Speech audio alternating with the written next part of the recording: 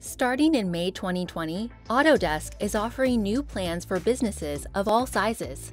Plans that aren't based on serial numbers, but on actual people.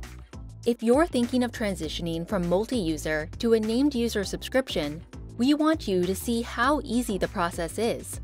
Beginning August 7, 2020, at your first renewal, trade in each of your seats for 2 subscriptions for 2 users on a named user plan for a similar price you're paying today.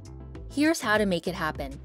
To be eligible for trade-in, you must be within 90 days of your renewal window, connect online every 30 days, have a product that supports single users, and be running a supported version of the product.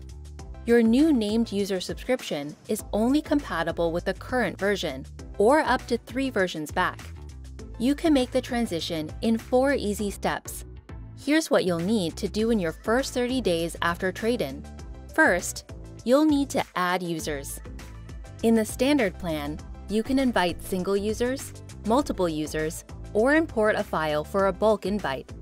The premium plan offers single sign-on using company credentials.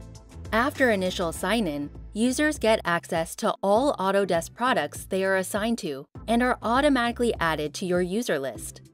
2. Assign those users to your subscriptions one at a time, or import a file to add and assign many users at once to a specific product. 3. Switch your network license. There are 2 ways to do this. You can automate it across all user devices with a support tool, or you can have users do it themselves on their own device. 4. Inform your users about the new sign-in process. They will be prompted to sign in the next time they open their software on any device they're working on. No need to enter a serial number or reinstall. Now, you and your users are ready to enjoy the benefits of our new plans, such as product usage reporting, which will start immediately after your users are set up. As always, we're here to make sure your trade-in goes smoothly. For more information, visit autodesk.com/4steps.